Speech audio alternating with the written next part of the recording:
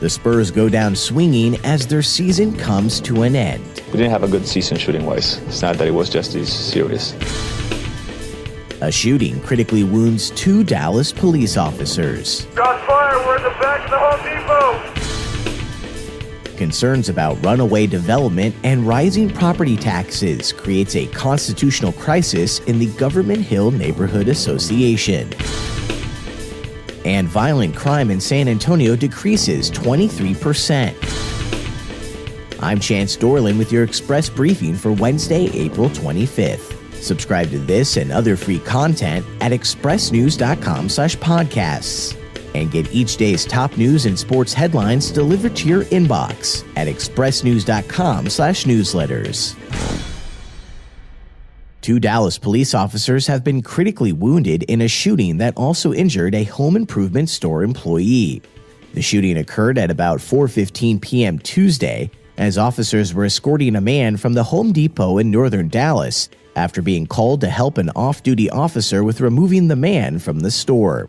Police arrested 29-year-old Armando Luis Juarez on charges of aggravated assault on a police officer and felony theft shortly before 10 p.m. Tuesday after a lengthy car chase.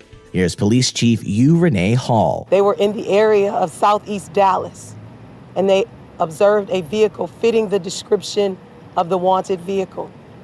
They gave a pursuit, and they pursued this individual through the area of northwest Dallas, where they apprehended him and a passenger, a female, that are both detained and taken into custody. Chief Hall says the 2 police officers and store loss prevention officer have undergone surgery for their injuries but did not provide details of their conditions. Depending on whom you ask, Rose Hill may or may not be the president of the Government Hill Alliance Neighborhood Association.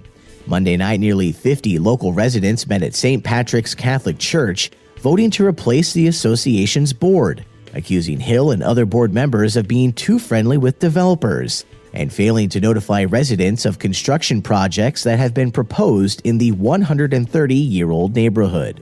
These and other concerns about runaway development and rising property taxes have created a constitutional crisis in the Neighborhood Association for Government Hill, a body that serves a historic area bordering downtown and the Pearl that is one of the fastest-growing parts of the urban core. While Rose Hill says she will continue operating as if Monday's vote did not happen, the new Government Hill Alliance Neighborhood Association Board elected Monday, which includes Joe Ashcraft, who previously served as the association president between 2010 and 2014, plans to meet this week to assign positions to its new members.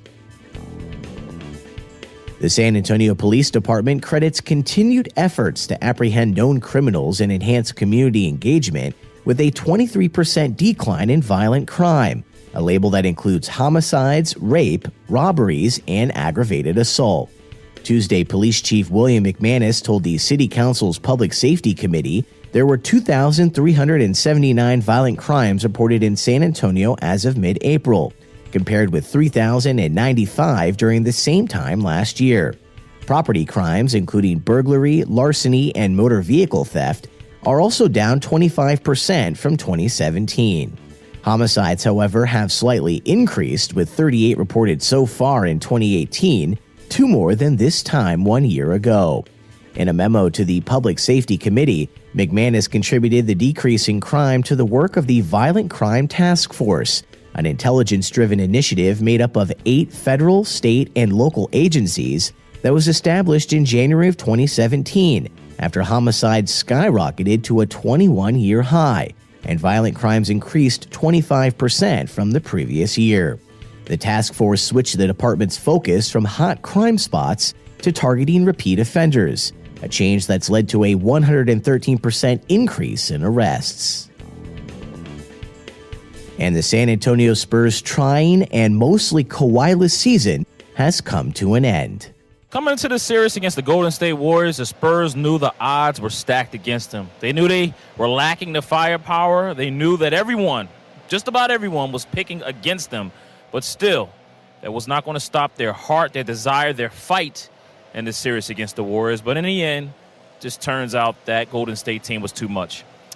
Hello, everyone. It's Jabbar Young here in Golden State at Oracle Arena as the Spurs fall 99-91 in Game 5 of their first-round series against the Warriors. And now the Spurs are eliminated from the postseason and must start thinking about the offseason, as a lot of questions are to be answered. But listen, Games 4 and 5, you have to really salute and take your hat off to the Spurs team. They fought hard. I mean, you're talking about a team that was down big time in Game 5, and it looked like it was going to be a blowout. It looked like Golden State was ready to just take this thing, put the nail in the coffin, and hammer it home. But here you are, a Spurs team fighting in the fourth quarter, brings it down to get the lead down to 2 points, and obviously it just was not meant to be in the end, as Golden State just made more shots, including that one from Kevin Durant, which was the dagger, was able to put the Warriors up and just take it home. But again, you look back on this series and you couldn't knock the Spurs. They fought. They were able to get one at home in Game 4, being able to not get swept,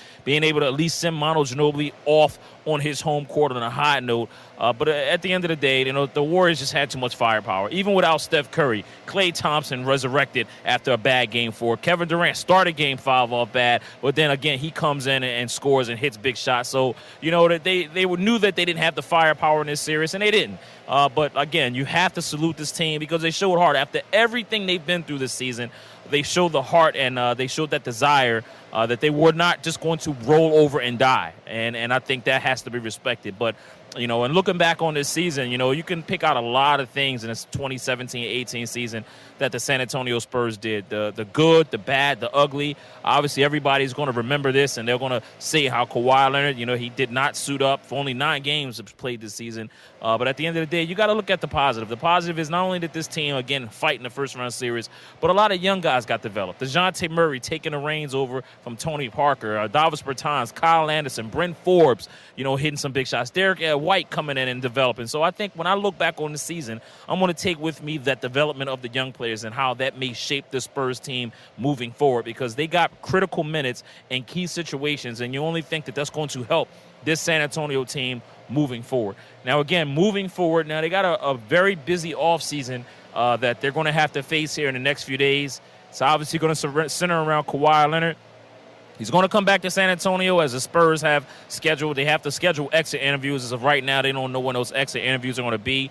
But at the same time, that's question number one, the future of Kawhi Leonard. Again, things may not be good. They may not be on the same page, Kawhi Leonard and the San Antonio Spurs, but I don't think it's that bad where you just ship a guy off and that you just trade him. So I think that at the end of the day, they work things out, and we'll see if the Spurs offer him that $219 mega extension that they have. But other than that, you also have free agents, Tony Parker being one of them. What's Manu Ginobili going to do? He obviously came out and said after Game 5 he has not decided yet. He's going to take the few months that he always does and kind of contemplate his future. What's Rudy Gay going to do? Rudy says he has to assess some things, but maybe a return back to San Antonio is in the cards too. So a lot of questions about this roster.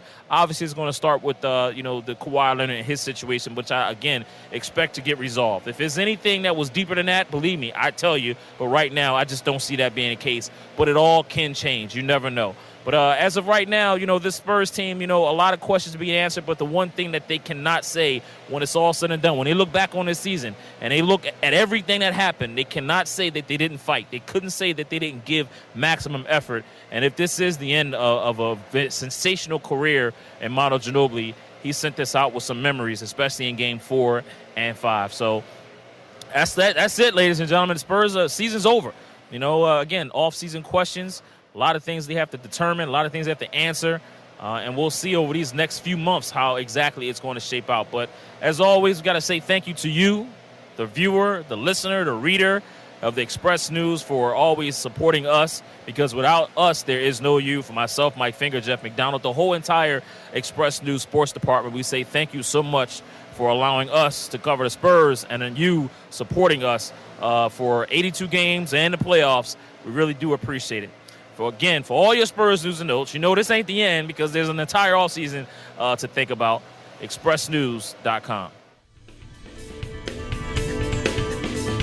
And that's your daily San Antonio Express News briefing for Wednesday, April 25th. Subscribe to this and other free content at expressnews.com/podcasts. I'm Chance Dorland.